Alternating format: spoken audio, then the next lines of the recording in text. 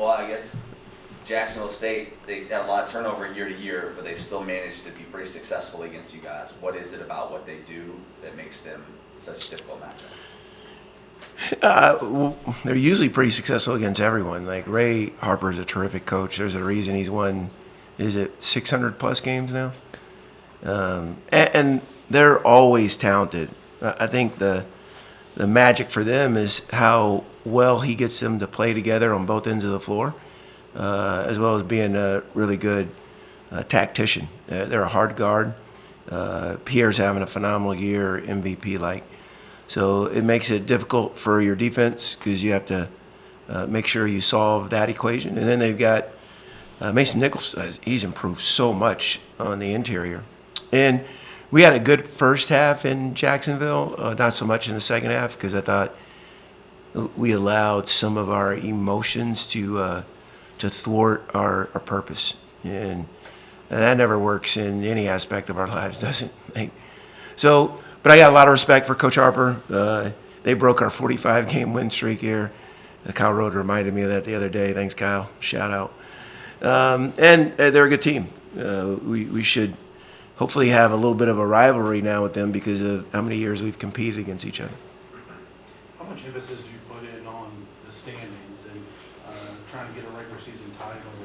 And, I mean, you're so close. It's different when you're talking back in January, but now you're just 2 weeks out from the conference tournament.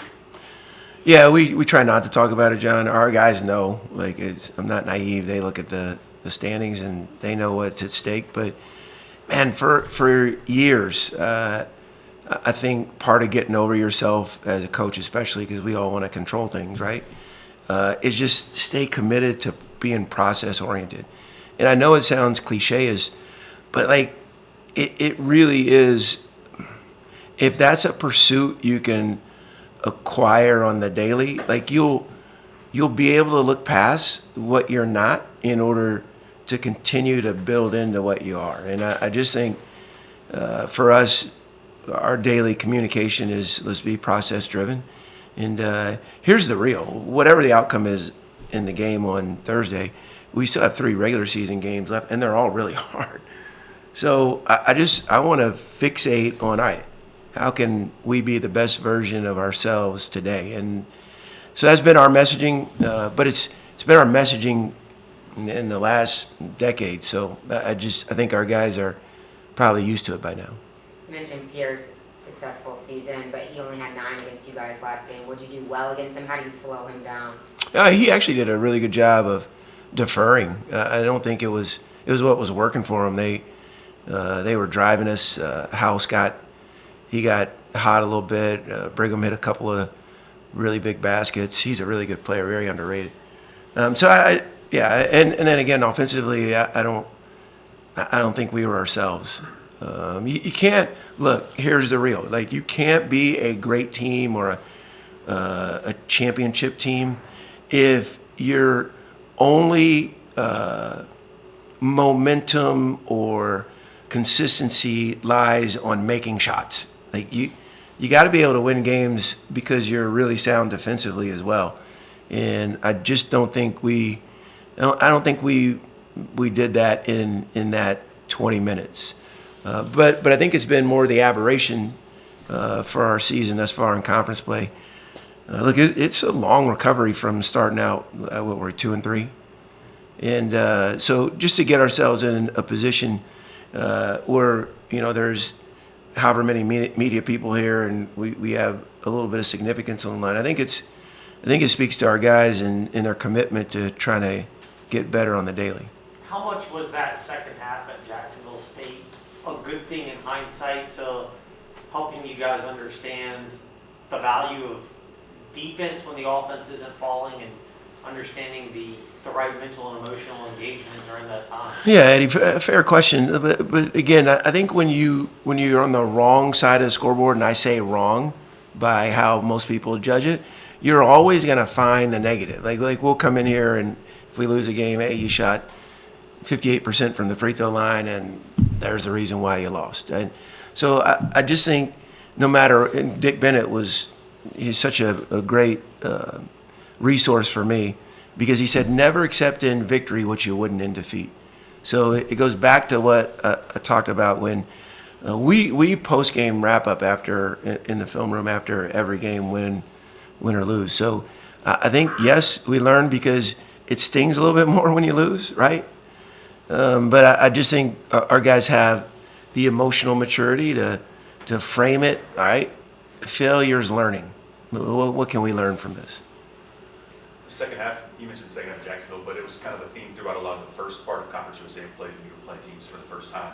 You were kind of, switching up there in the second half. Have you seen kind of a similarity the second time you've been playing a lot of these teams, how they played you in the second half of those Conference USA? Fair question, Bryce. I'm not sure. I mean, you were there, John. Like, Kennesaw and Jack State are really good teams, and they have really good coaches. So there's good coaches, great coaches throughout this league. So there's always going to be a little bit of tweaking and emphasis on what happened the first game unsuccessfully. You always address that as a coach, but I just think schematically, like you can overthink it a little bit. Like this league is good; it's really good, and everyone says that about their league, and I'm sure there's some validity to that. But I think for us, like we gotta fixate on Liberty. And don't get me wrong; we'll be prepared. We'll do our scout and stuff, but we know who we are when we're in our right identity, and that's allowed us to be competitive. So I don't think we will change much, but obviously we'll take note or heed to what we feel like we need to address or improve upon. Both Javon and Talon have said earlier this year, defense was maybe not a high personal priority for them in years past. Really? They admitted that? Sorry. Wow. Yeah, I hope I didn't. That's true confessions right there. How have you seen them embrace that? How have you seen them grow on the defensive end since they got it? Yeah, we've had some really good perimeter defenders here over the years. Elijah Cuffey was elite. Joseph Van Sant was a terrific defender. Javon he's quickly approaching in that same renown. He's got, I'll tell you what, he's got a uniqueness in his coachability. He whatever you ask him to do, he's going to do. And Talon's gotten better, right? Those guys haven't been depended on because they're such elite scorers, especially at the Division II level. They maybe haven't been depended on as much to do that, to play on the defensive end. But here, like you kind of got to do it. Like it's part of our DNA. So really proud of them at the way they progress. I still think there's more. I think there's more for all of us, individually and collectively, that we can be even better on the defensive end. Do you feel within the players that this is becoming a rivalry with Jack State? No, you'd have to ask them. I don't know. Your team, this program's played in a lot of big games over the past however many years, but maybe not so much for this group. Especially if you look back to last year, weren't really in the running for the regular season title. We talked about it's a veteran group this year. Do you worry at all about maybe them putting too much into it in one game, or do you just trust them and being able to trust the process? Yeah, John, I haven't really thought about it. I trust them, period.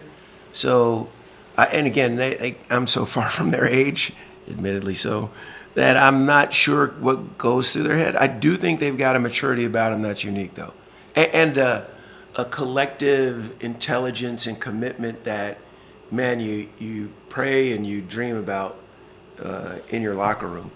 So because of that, they've garnered, I think, trust from our entire coaching staff. I think they'll appropriate it the right way. But again, the last game was sold out. We should have a good crowd. We really need Flames Nation on Thursday and Sunday. I think all the aesthetics of it, I mean, I'm sure it'll be on their mind a little bit. It'll probably be a little less sleep the night before. But once the ball goes up, you're kind of going into your daily habits, right? So I think we'll handle it the right way. I hope we do.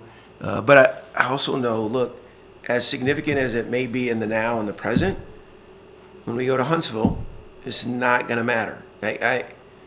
If there's a number 8, 6, 2, whatever by our name, it doesn't matter. There's no home court advantage. I don't know what our record is in the home jerseys as opposed to the road jerseys, but if that has, Bill Smith would know, if that has any